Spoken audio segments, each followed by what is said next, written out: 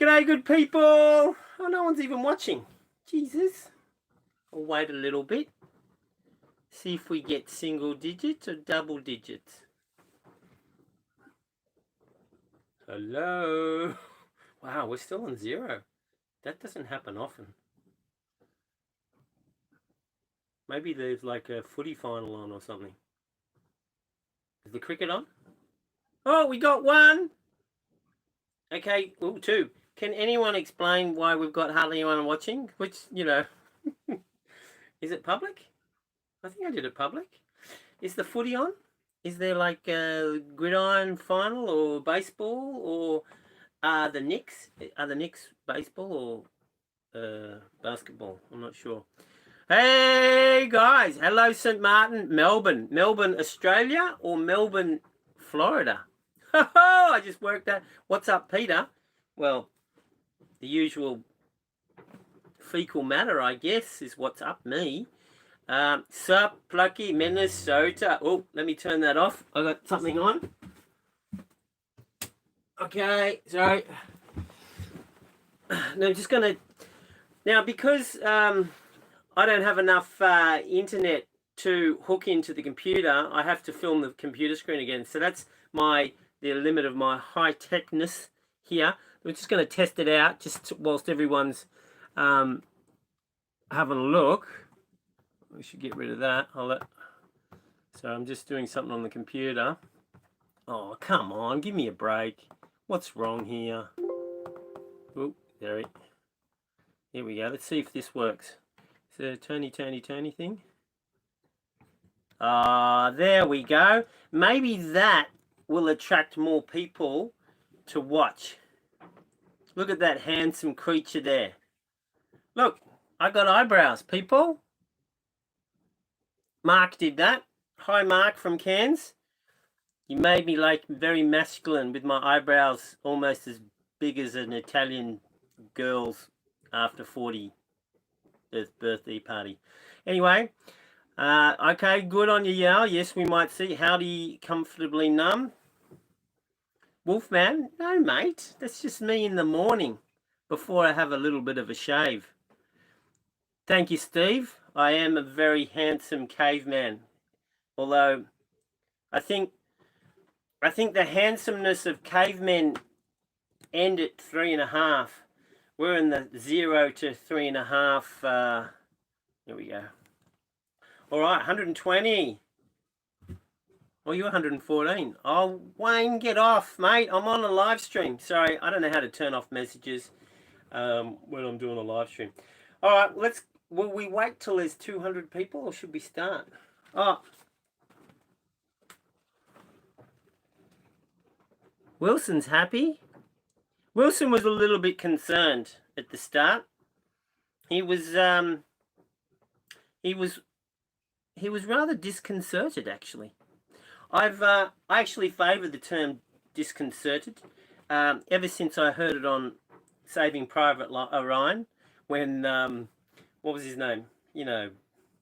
Hanks, whoever character he was, and they were doing over the live speaker. America is kaput. The stars and stripes are, or I don't know what they're saying. They're saying America's kaput, and Hanks goes, "Ooh, how disconcerting." So after I saw that, I had to borrow it because disconcerting is such a lovely way to put things when they're can be extreme, I guess. Wow, look, we really are slow today. Gee, this channel really is going down the gurgler. Anyway, we try our best. We try. Should we start now? I don't think we're going to get... it's not going to be a great covering... What's it now? What's the time, people? So it's probably 5 past. Maybe we should give it a little bit longer. I've got copious quantity of notes today, people. Look how much I've got to cover. Far out. Usually it's 1 page. Look at all the effort I've put into this. Effort. That's what this channel's about. Dedication and effort. It's a work in progress. Lots of work, not much progress. My computer, yes, it does. All right, so we got some people here. Hey, Paul. Hey, Brownie, Vooney, JR81. What's up, mate? Fecal matter. The usual. Probably the same as what's up you. You're first in... Oh, it's 1 a.m. in the UK. Yeah, sorry, UK. If you had more supporters, if you were... 50% of my supporters are American people. So, you know, you got to cater for who watches. Tampa Bay. G'day, Lily Lynn. All right, let me just... Come on, turn on. Oh, I don't know. So everyone feeling good? I think it's a small turnout today. Oh, well. Let's get on with it. Oh, as I said before, I promised special effects. Well, let's see how special they are. Ready, steady. Oh. Oops. Look at that. Nothing but special. Special is in retarded, people.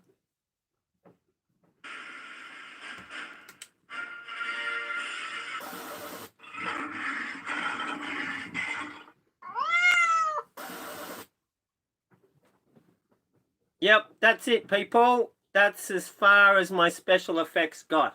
What do you think? More spearfishing, please. Well, not for a while. Anyone reacting to my introduction? Oh gosh, it's going to be one of those days, is it? Oh my goodness. Oh my good. I'm going to do that again. No one's. Oh, someone. Good on you, Brent.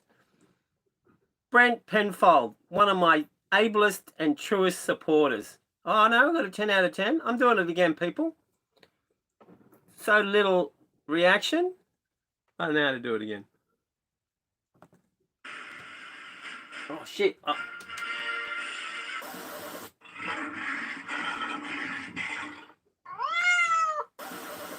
All right. Okay, we've done that to death. There you go. Nothing but quality, people. All right, without further ado, or probably... Hey, this is out of order. What can I do? As you probably are aware, I'm safe in Linton Bay. How good was that? Who was scared for me? Who was worried? I wasn't worried at all.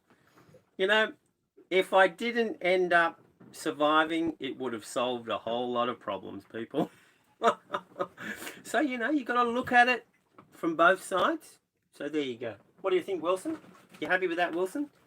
This is for people that are just joining in. There you go. Wilson's happy. I didn't bring in his wife. I'm not going to name her name for fear of consequences. But she's always miserable. She's out there, and we'll just leave her out there. So, 200. That's all right. Excellent. So I'm safe in Linton Bay. I think you've hopefully you've seen my previous episodes on sailing from San Andreas through the doldrums to Panama. Well, it doesn't really matter. If you have to sail across the doldrums, Wayne, can you go away, mate? Sorry, there's one of my supporters that's sending me heaps and heaps, literally 40 messages a day, like literally, and voicemail and text. Good on you, Wayne, but please, maybe I should send him a message back because he's just going to annoy me the whole way through.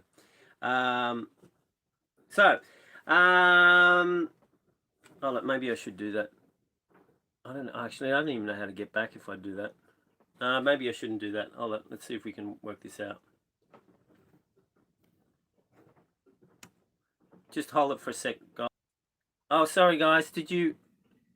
My apologies. I had to contact one of my fans who is an unbelievable fan. He's a top guy, Wayne. But he does send me lots and lots and lots and lots of messages. Unbelievable. He was just sending me heaps of messages then. So it would not stop. So I had to interrupt it. So I apologise. Hopefully we can carry on. So as I was saying, so from previous episodes that I've done, I think you would have seen that the doldrums is like this massive, very little wind and big storms, big QNIMs and squalls, but little wind. I mean, there's intense periods of lots of wind. So traveling from San Andreas to Panama is problematic in that maybe a third of the journey I'm going to have wind, the upper part where the trade winds still run, and the lower part, There's not much wind. So it was very advantageous having this tropical depression come along, because it was going to sweep out all of that doldrum stuff and suck into the depression. So it was actually advantageous, and it was going to give me wind. Well, then there comes the different models, the different forecast models. Basically, I only look at GFS model, which is the American model, which is has less resolution than the European model. We'll just call it the European. It's the ECMWF model. There's a whole heap of other models. Don't ask me about them. I don't know. But talking to Captain Rick Moore from Sailing Sophisticated Lady, he said that the American model, the GFS model, is more accurate around San Andreas, because he's been there for like such a long period of time, and he knows. Well, it just so happens, and it's not Captain Rick's fault. I mean, he's just giving me his honest opinion, and I thought I'd ask him, because I've only spent a couple of months in San Andreas. And so he said the GFS. So I was mainly focusing on the GFS instead of the European. But in actual fact, the European model was spot on. And what happened was, the European model, you can go back and look at the other episodes. The south side, see, what happened is, from your perspective, which way is it coming? It's coming this way? I'm not sure. As it was coming from west to east, it wasn't fully getting into the Caribbean, so you weren't getting any angular momentum of the spin. You were just getting some spin across the top of the low. It was only when it left Cartagena or Barranquilla coming into the Caribbean that it actually could get a full spin. So it was very late in developing, and they predicted it. The European model predicted it. And so there was this big band of vacant wind, and I sailed right into that. I mean, I could see this big black wall of greyness, well, black and grey up high, with lightning. And someone said, or wrote in, said I was 50 miles away. Well, I don't think that was the centre. That was one of the spiral arms on the outside. But I saw it, and I thought, and I remember there was no wind, and I thought, like, literally, I was beam onto the swell going, this is terrible. I was going like 30 degrees on either side of the vertical. And I thought, what if it delayed and it stopped? So I thought, I better just motor a bit. And I'm only doing 2 knots with the waves, because I decided to go with the waves, so I got an extra knot. So I was sailing, motoring, just to get a few more miles south, just in case. So in that regard, it was a bit of disappointment, because there was so little wind. But I did have fun. It was all good, except for the motoring for 5 hours, I think I did. It was really good fun.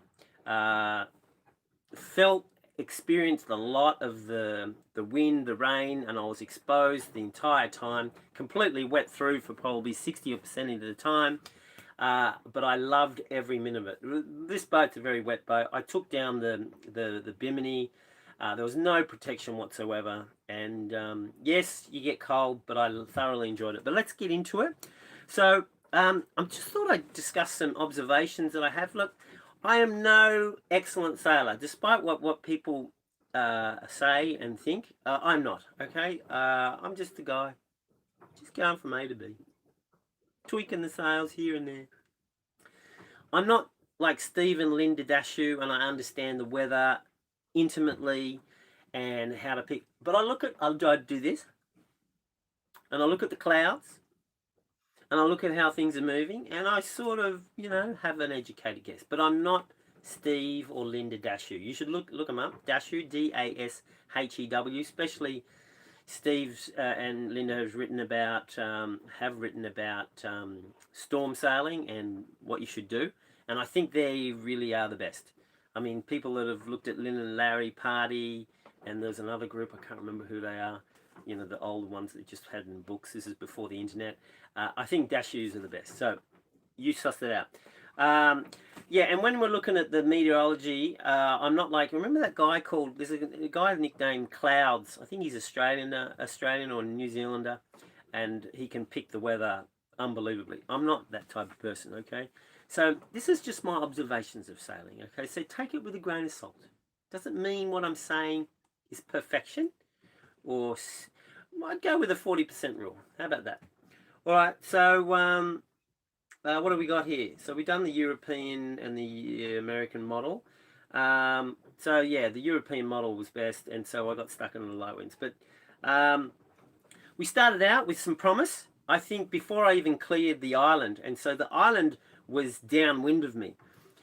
Before I was just getting out of the channel, and I still had half the island to go. I got hit by three, tiny squalls in a row, which is good to get clobbered at the start, because the way I think you need to do it, and I think you need to do it every day, is you get a feel for the shape, the size, and the color of the grayness or the blackness to work out how much of a clobbering you're going to get. And so you need to get clobbered a bit to understand that.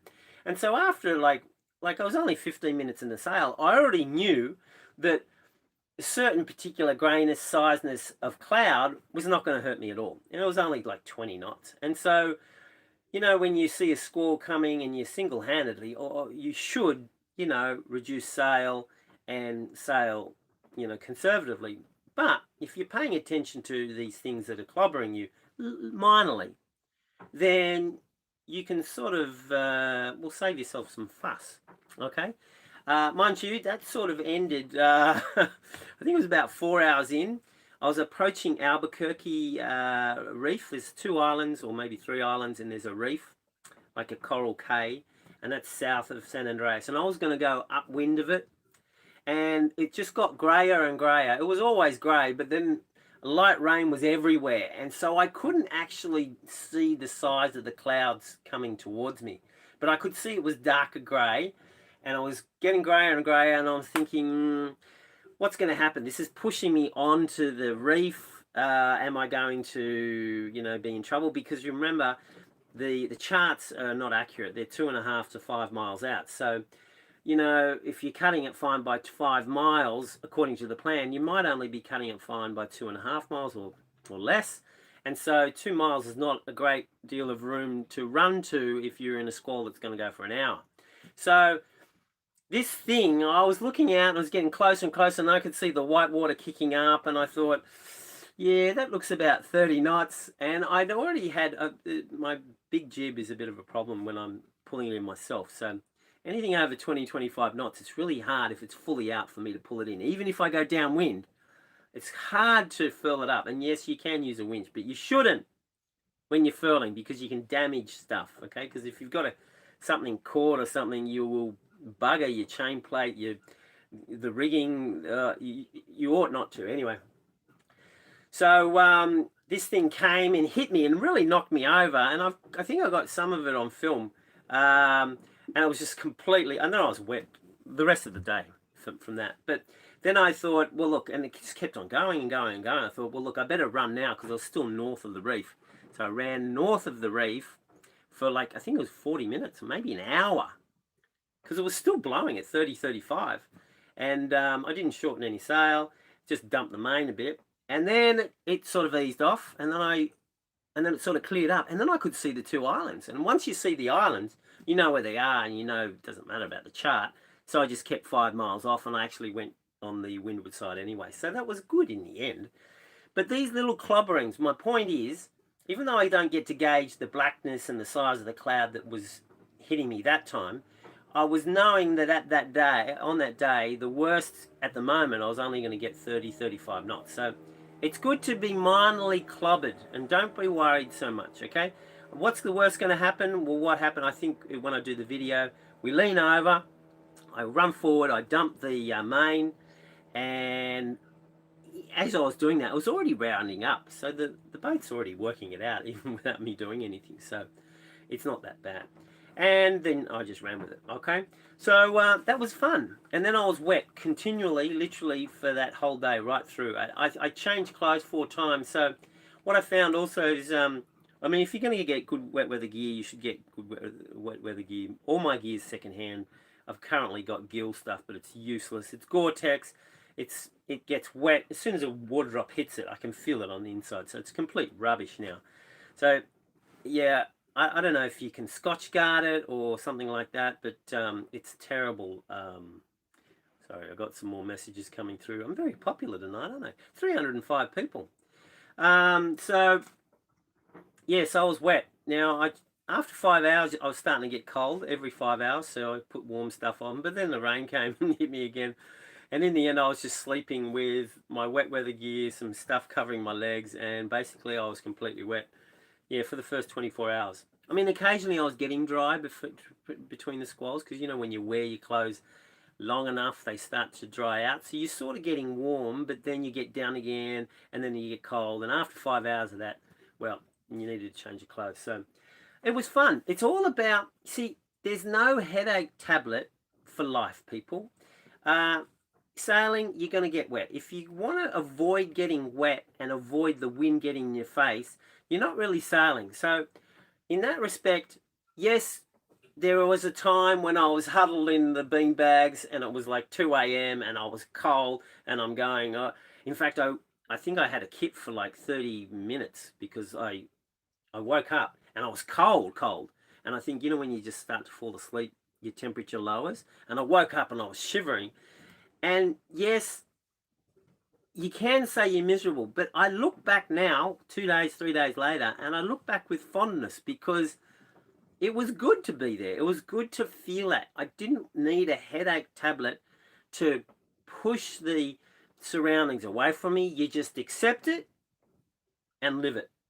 So in that regard, well, I like to do it like that.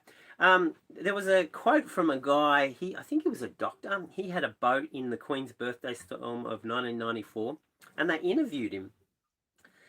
And they said, oh, I bet you're lucky, something like, I bet you're happy to get out of that situation, because in the end, he had a dislocated shoulder and he was strapped up and he was virtually useless as someone to do anything on the boat.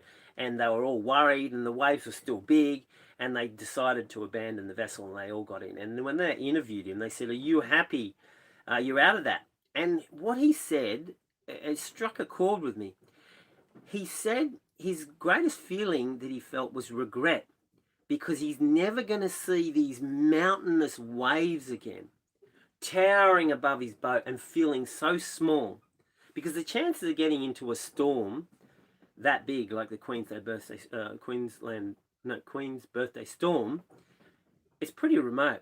And so he was thinking that he was regretting that he's not going to see anymore. So he was appreciating being in that circumstance of having these huge waves amongst this tiny little boat, thinking he's going to die every second. So yeah, I get that. So I'm not sure if any other people get that, but I like that. Anyway, so what do we got here? Going well. Oh, Jesus, there's bugs here.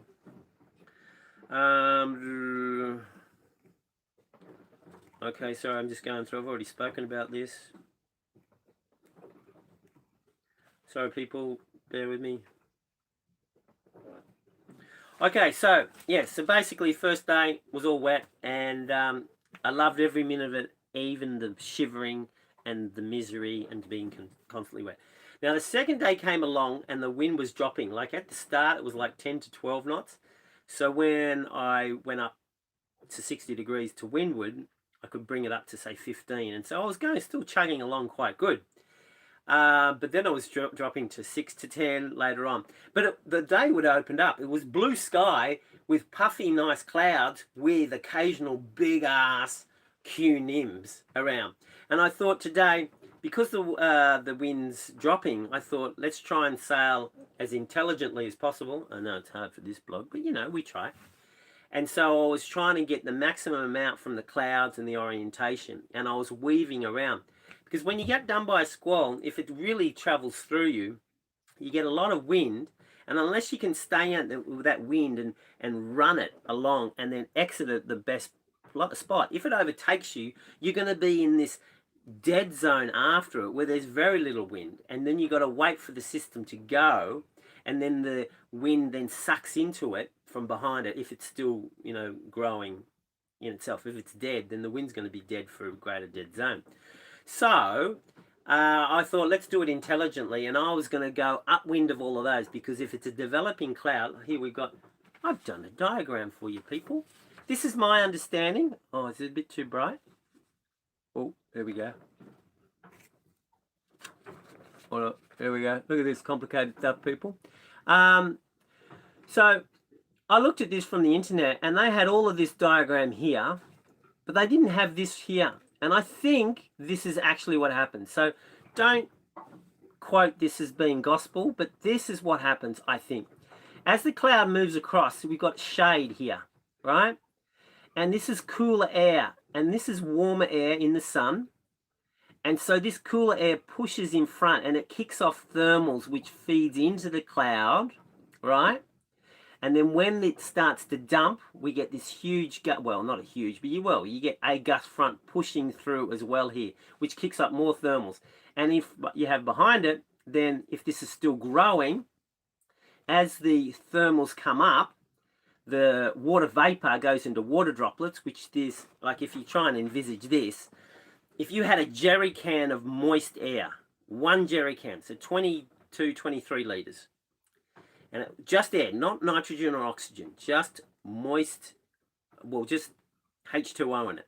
If you cool that and get water droplets in the bottom, practically that whole 22, 23 litres is a vacuum now, and you've got a little bit of water. Well, that's what happens as this very saturated air rises.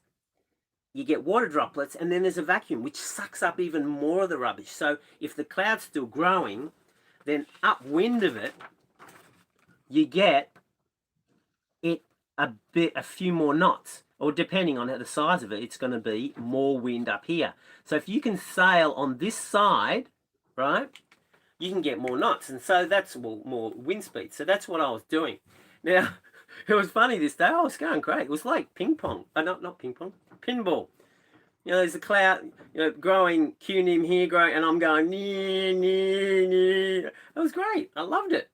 But then, I think it was around 2-ish, there was this really big one, like really, really big. And like a third of the horizon was just this cloud and dark grey. And because it had opened up and there was lots of blue sky where I could see the height and the development. I could see the anvil stretching out to windward.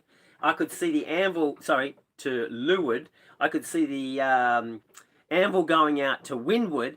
And then as I was getting closer, now I was aiming for the rear of it, as I said. Remember, I was aiming for the rear because the cloud bank's moving this way, right? And so I was aiming for this spot. And all of a sudden, and I thought I was making a good line because it's clear behind, but then it started growing out more and more and more. And then I saw this anvil growing over the top of me with mammatus. I don't know if you know what mammatus is. You can look it up.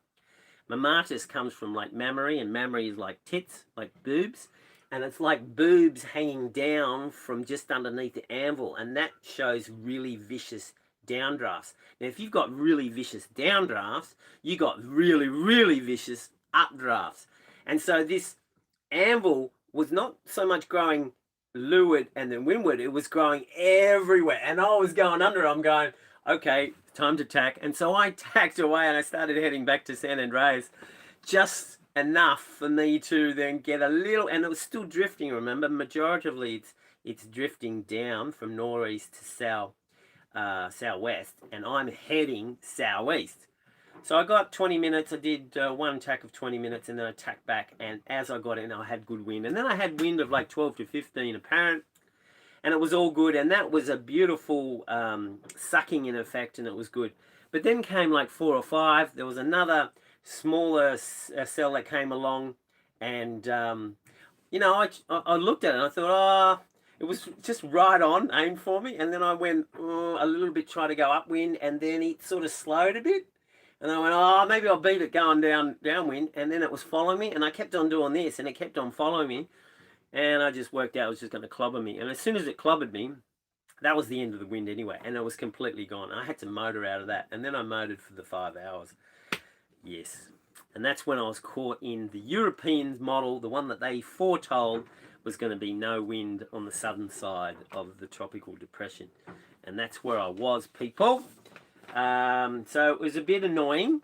I remember telling my friend Evo, he might be watching. Hey, Evo, I'm having dinner with him tonight. He's making pork in the solar cooker. Whoa, baby!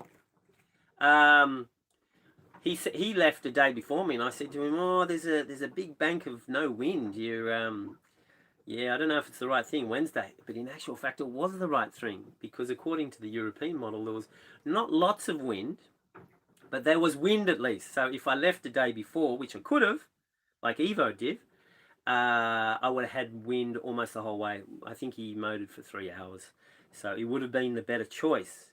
But I was waiting for the storm to come upon me, to get closer, to get stronger winds, to have a better time. Well, look what happens, people. You can't win them all. But I tried. So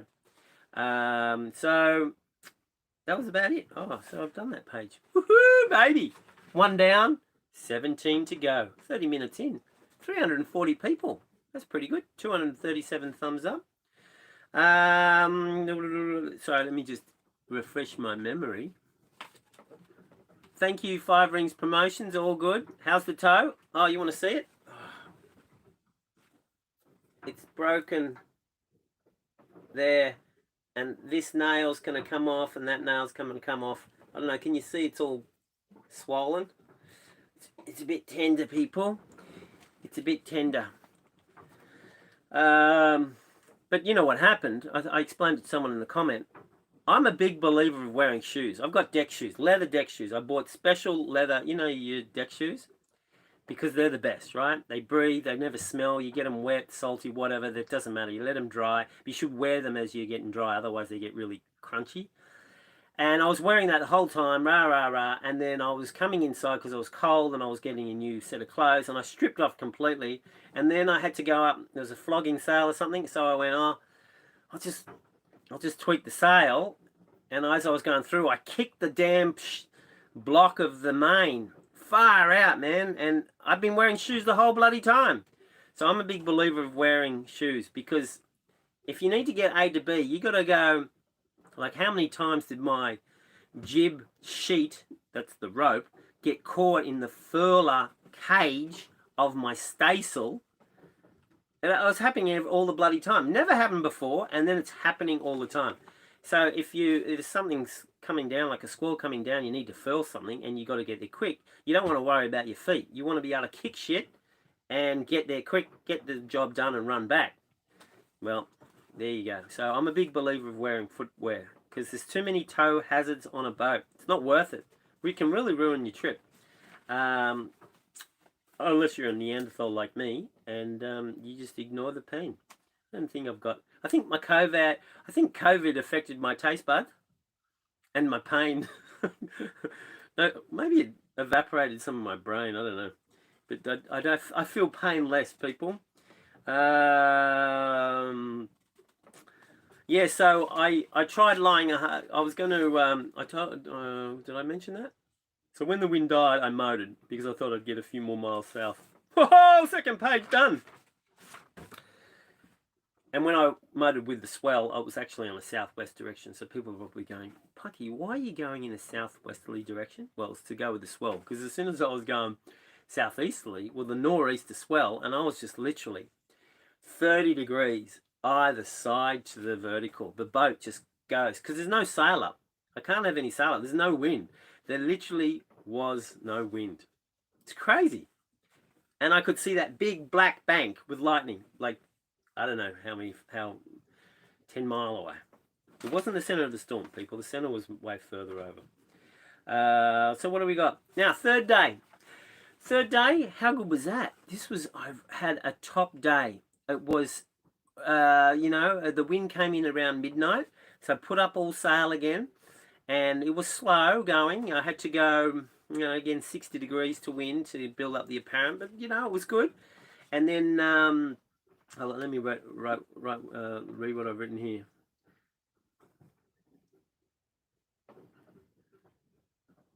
Oh yeah, so it wasn't like the second day where it was sunny. It was grey again, but you could see the squalls coming more grey.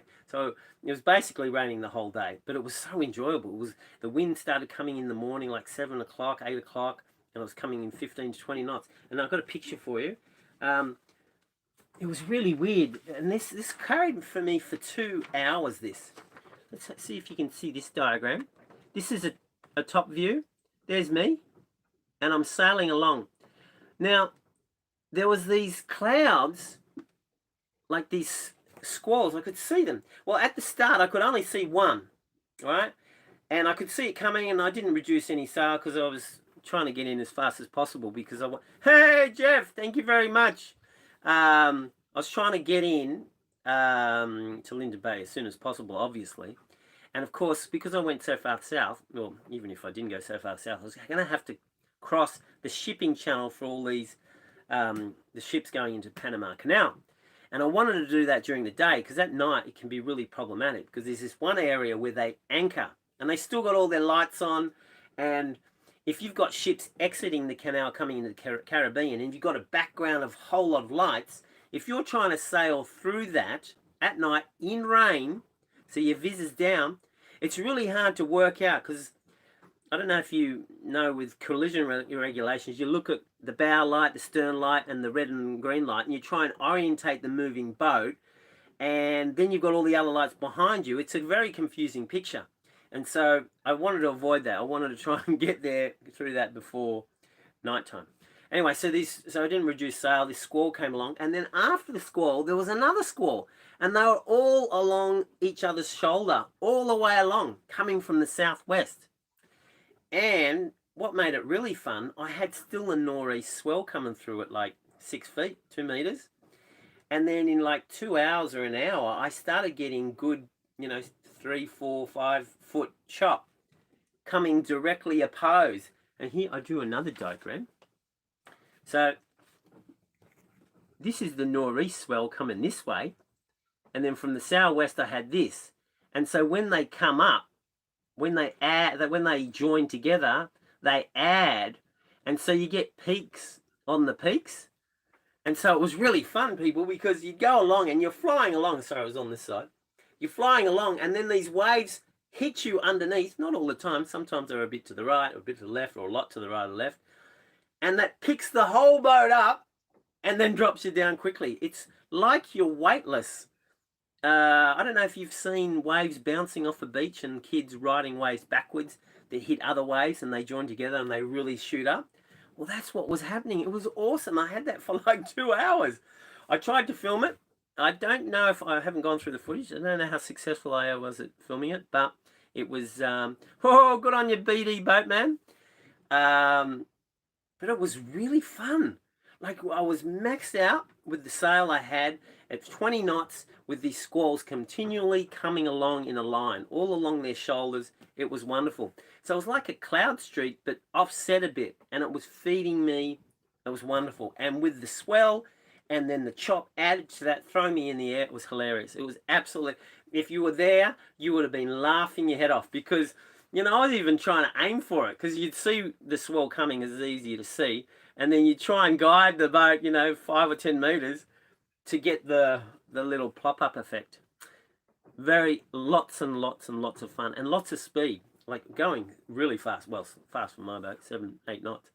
I thoroughly enjoyed it. That really made, after the disappointment of having no wind from a tropical storm, apparently, Bonnie, come on, Bonnie, you let the team down. I was there in the right spot. According to the GFS model, anyway, not the European. Anyway, so that was good. And then I came upon, let's see if the next thing is the Panama Canal.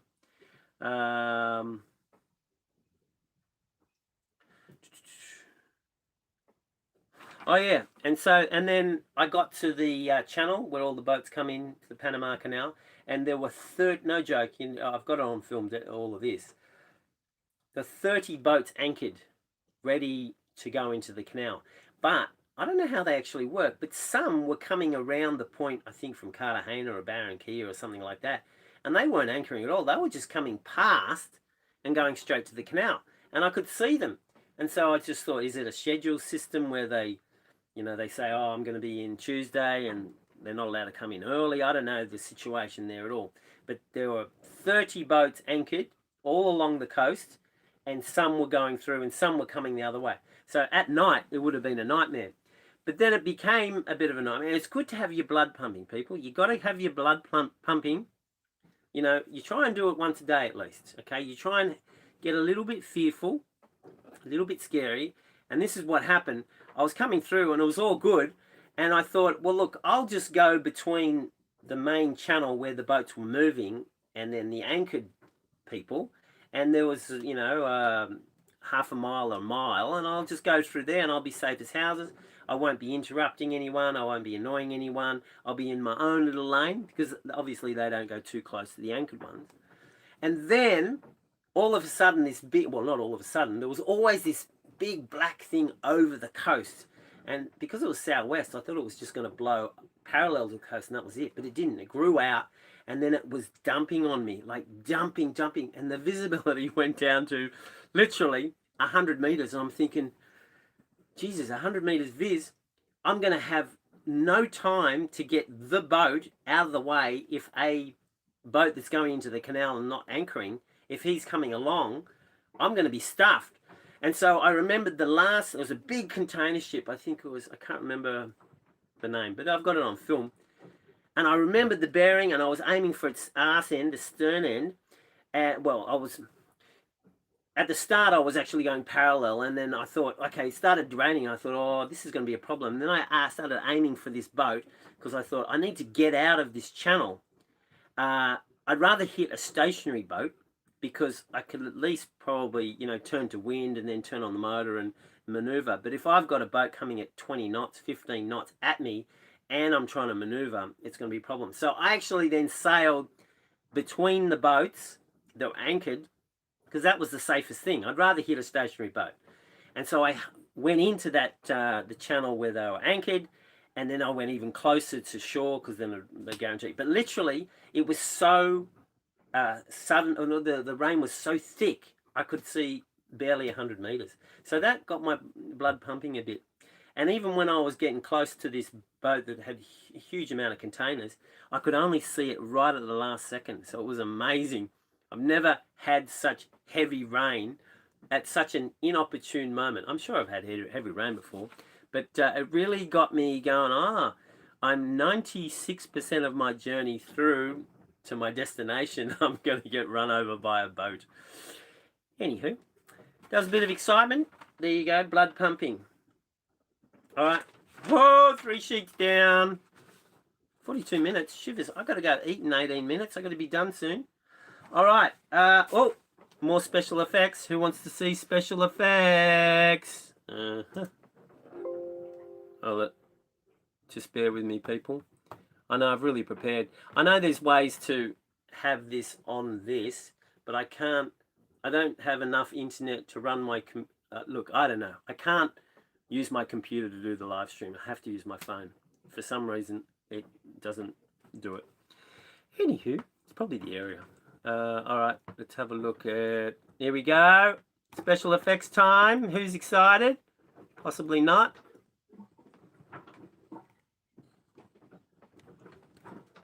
Oh, we'd have to wobble, don't we?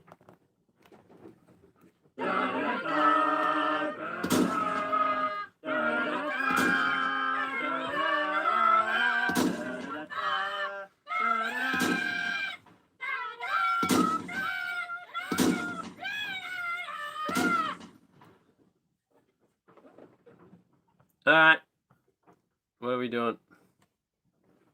There you go, people. Nothing but quality. Special effects. Special as in retarded. I know you're not supposed to use the word retarded, but sort of adequately describes this channel in more ways than one, really. Anyway, so 371 people. How good's that? I thought I wasn't going to break 200. Just a little bit about the Kickstarter campaign. I don't think I explained it fully, people.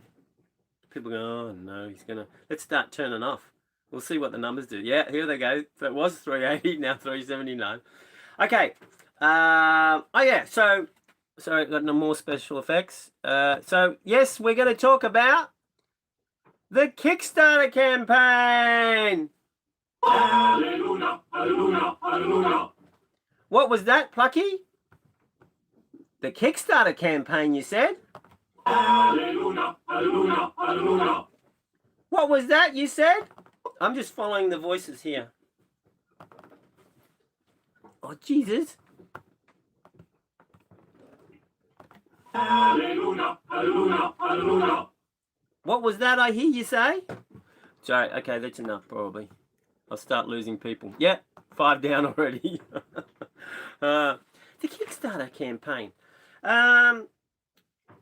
We have 290 special people that have... Oh, yeah, here is really dropping. 290 special people out of 118,000. That's about right for my channel. 118,000 subscribers. 290 of you out there, which are probably my patrons and PayPalers. Top stuff people. Oh, yeah, shivers, it really is dropping. Good riddance to bad rubbish. Goodbye, people that are leaving. This is the most important part. I thought I'd discuss with you how can the Kickstarter campaign not make the channel better? How can it not? So let me give you an example. When I had the Scandinavian crew, I had the really crappy cameras. I can't remember what they're called. The Chinese copy of the GoPro. And because we were earning like $3.50 a week, then it was crazy. Couldn't afford anything. So I had these really crappy cameras with the battery that would last literally 10 minutes. So it always was off. And so you'd have it on the rabbit function, you'd turn it on, and then it'd take a delay. And that was the only way you could get the camera to work, because otherwise it would be gone in 8 to 10 minutes. So it had crappy cameras. Now, there was so much activity with the 4 girls. With Vicky, she was hilarious. Sally was absolutely... Lulu, unfortunately Lulu is no longer with us. Let's not go into it, but it's sad. But having the girls continually making conversation, I could have had literally 2 cameras on the entire time for live stream, and it would have been absolutely hilarious. So when I was filming with the 4 girls, most of the good stuff, I lost 90%. Lots of it was, oh, what did you say? What was it you said? And then filmed it, selfied it, or filmed it, whatever. So I'm thinking with the more crew, more activity, it was hilarious. You could live stream it. I wouldn't live stream it every day, but certainly for half a day or a quarter of the day, just so you could see what happens, because it was literally hilarious. I mean, Vicky was absolutely adorable, and Sally was ruthless with her swearing. Never could understand no swearing, Sally. And of course, Lisa was the sensible one, and of course you need the sensible one. And Lulu was just outrageous.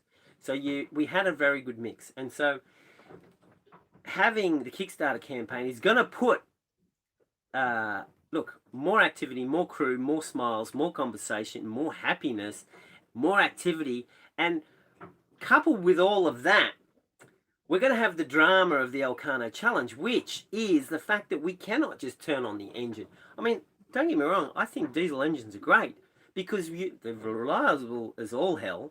You turn them on and you're good. You've got a small tank of fuel and it takes you a long way. But the whole idea, it is a challenge, and we need to embrace the fact that we have to start thinking like this.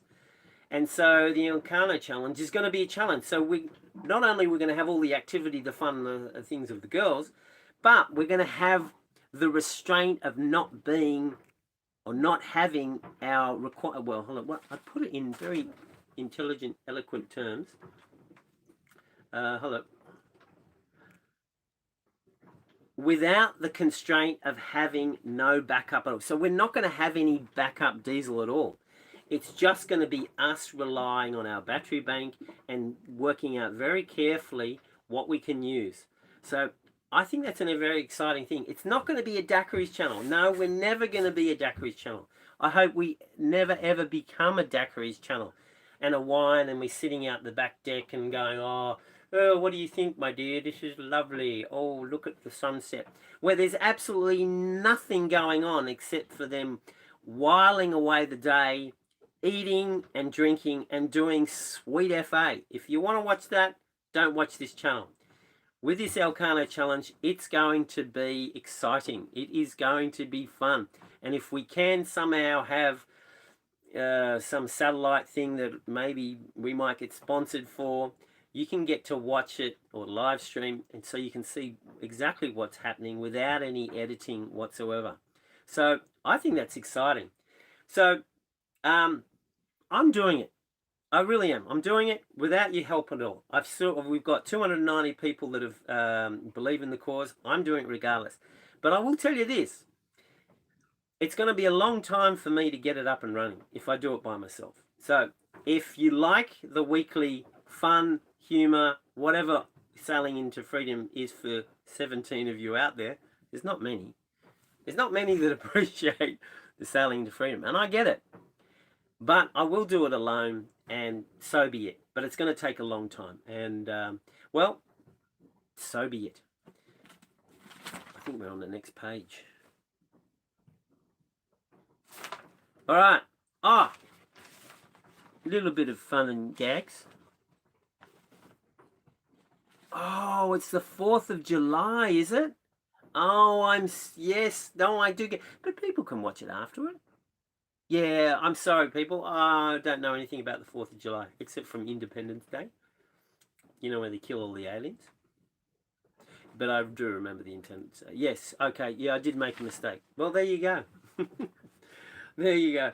So, so we're thinking, do people have their gumboots on?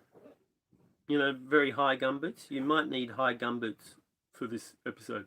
So, hold on, let me just read what I've written.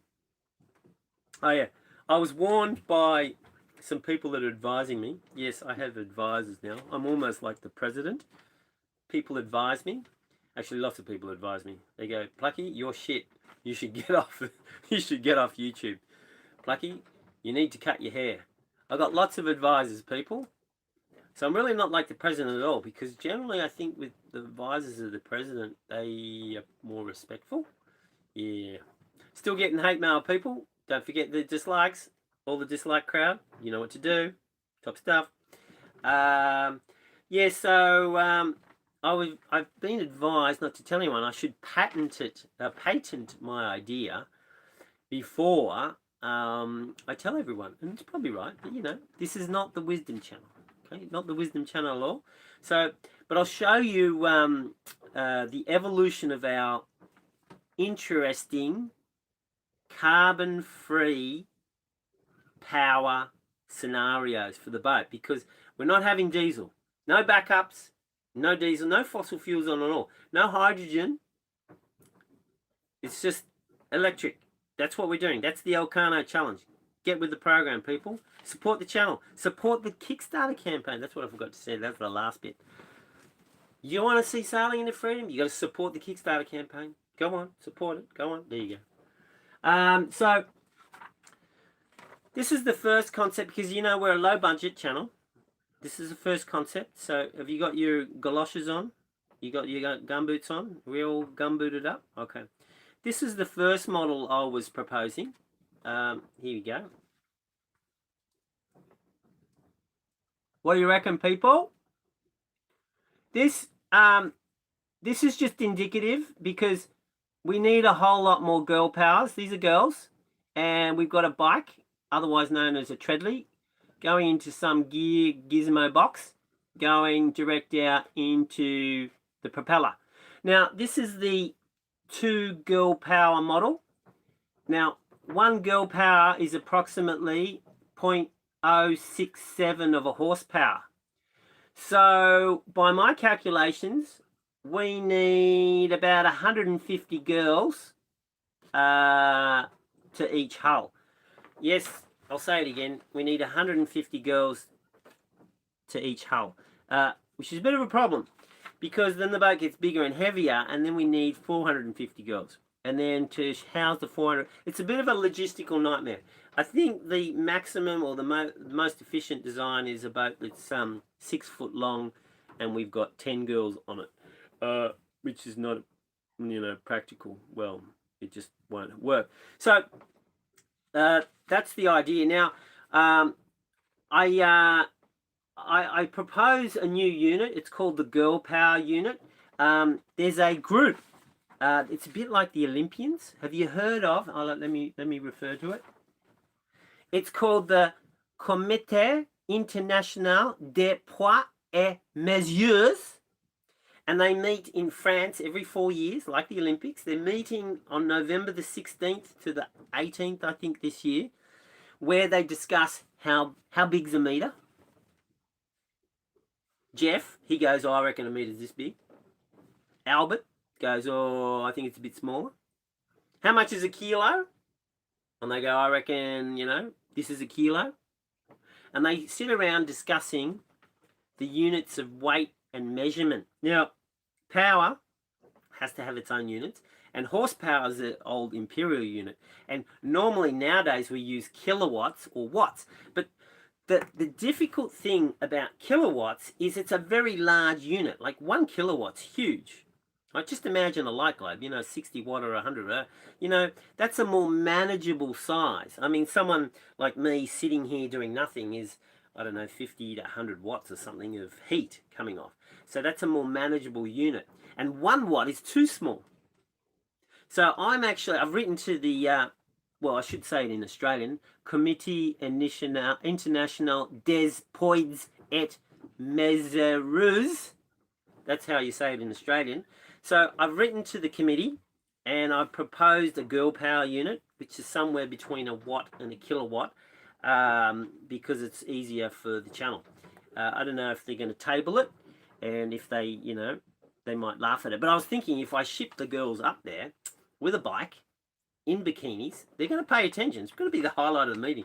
Can you imagine these are guys like this? They're huge. I mean, they're good in here, but they're not the fittest. I said it's like the Olympics. It's only they meet every 4 years like the Olympics.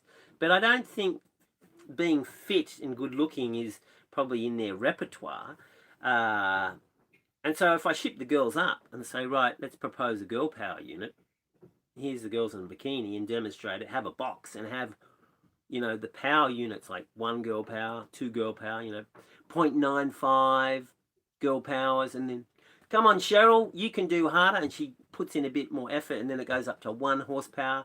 And then we put Beryl behind her, and she starts pedaling, and then it's like 1.95 girl powers. And then you get, come on, Beryl, put some minerals into it, and then it goes up to 2 girl. And then you demonstrate to these big fat committee, they might be interested. You got your gumboots on, people? So there you go. That was my witty look at the evolution of our power source. Now, in actual fact, we've got a very clever idea, and I've sort of hinted at it in the past. We've got a very clever idea that we're looking into, because there's lots of companies doing this regeneration, and it might already be done. So we're not going to reinvent the wheel. But if it's not, we're going to do something about it. Well, my good friend Brent, electrical engineer, will do something about it and design it, and then we'll put it in, and we'll hopefully use off-the-shelf components, just like from car, electric car motors and batteries and stuff like that. So it'll be available for everyone, and it'll be quite cheap, because if you look at Ocean Volt as an example, it's unbelievable.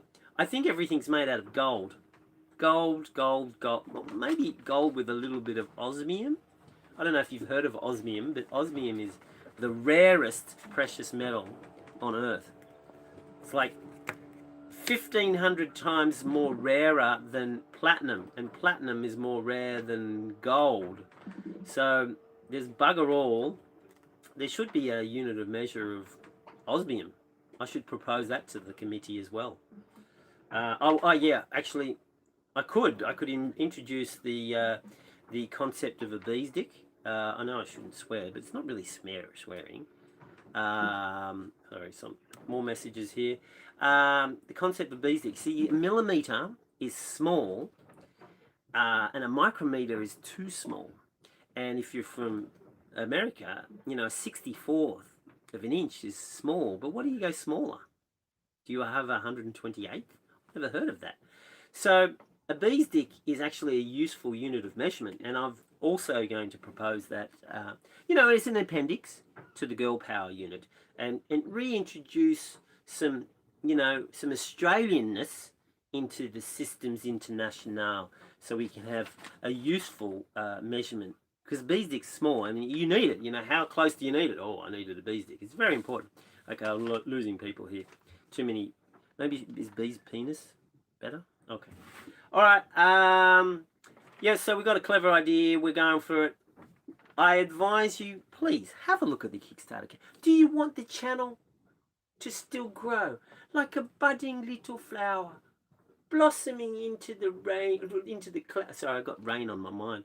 Blossoming, looking into the sun before it gets wiped out by a 35-knot squall. You can protect the channel. Check out the Kickstarter campaign. That's about it, good people. Wow, we're dead on an hour again. How good's that? So, I hope you're having a good 4th of July. I'm sorry I put it on this night. I didn't realise. So, have a good 4th of July. And I'll see you next time. Okay, bye guys.